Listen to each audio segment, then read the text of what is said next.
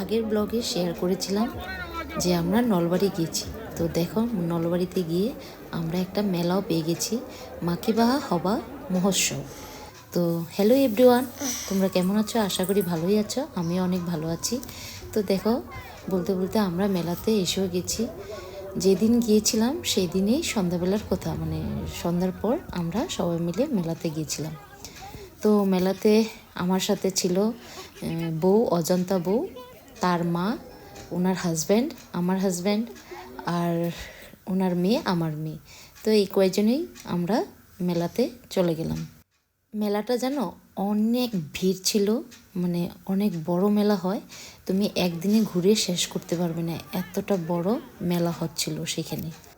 মাকিবাহা হবার মেলাটা অনেক শুনেছি কিন্তু কখনো যাইনি, এবার ফার্স্ট টাইম আমরা এই মেলাটাতে গিয়েছিলাম। তো মেলাতে যাওয়ার আগেই আমরা যে মন্দিরটা কেন্দ্র করে আর কি মেলাটা উৎসবটা হয় আর কি, সেই মন্দিরে একটু দর্শন করতে চলে গেলাম। তো মেলাটা টোটাল 9 দিন হয়, আমরা 2 দিন গিয়েছিলাম, যেহেতু 2 দিন থেকেছি নলবাড়িতে তার জন্য 2 দিনই গিয়েছিলাম। এরপর দেখো আমি প্রণাম করে নিলাম, মাহি আর আমি মিলে প্রণাম করে কিছু দক্ষিণা দিয়ে আসলাম, যেহেতু দিনের বেলা যাইনি তাই প্রণাম করে একটা প্রণামী দিয়ে দিলাম। এই মেলাটাতে অনেক ধরনের দোকান মানে বসে, ফার্নিচার অবধিও বসে, অনেক বড় বড় ফার্নিচার। এখান থেকে মানুষের মেয়ের বিয়ের জন্য ফার্নিচারও কিনে নিয়ে যায়, এত বড় মেলা বসে। তারপর দেখো আমাদের প্রিয় জুবিনদা এবং ডক্টর ভূপেন হাজরিকা স্যারের শ্রদ্ধাঞ্জলি জানিয়েছে সুন্দর করে। এরপর আমরা চলে গেলাম সিধা মেলা দেখতে। তো মেলাতে অনেক ধরনের দোকান বসেছে বলেইছি, তো যেটা ইম্পর্টেন্ট আর কি মানে দেখার জিনিস সেটা হলো মেখেলা চাদর।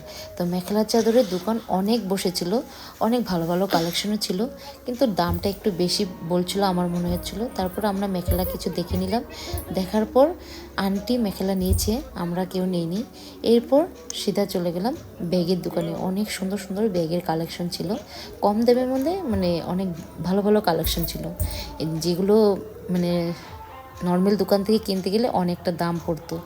তো ব্যাগ দেখে তো ভালোই লাগলো, আমরা কিছু ব্যাগ নিয়েছি। এরপর দেখো আমরা চাট খেতে চলে আসলাম, অজন্তা বউ আর আমি। আর ওইদিকে মাহি আর কৃষিকা গাড়িতে চড়েছে, মানে এগুলো কী বলে চড়কি, তো তো ওরা ওখানে চড়েছে। তো এসে দেখলাম দুজনে খুব সুন্দর করে ঘুরছে। ওরা জানো তো এখান থেকে নামবে না, সারা রাত্র যদি ওদের এখানে বসে ঘোরানো যায় ওরা ঘুরতেই থাকবে। তারপর কান্নাকাটি করলো, মাহি তো অনেক কান্নাকাটি শুরু করে দিল, ওখান থেকে নামবেই না। তারপর ওকে বুঝিয়ে বাজিয়ে নিয়ে আসলাম। এরপর আমরা ঘরের দিকে রওনা দিলাম, আমাদের মেলা দেখা শেষ। নেক্সট ডেতে আবারও গিয়েছিলাম, ওইটাই সাধারণ একটু ক্লিপ তোমাদেরকে তুলে ধরলাম। আর আজকের এই ভিডিওটা তোমাদের কেমন লেগেছে অবশ্যই কমেন্ট করে জানাবে। আমি এতিয়া ঘৰত যাম ন।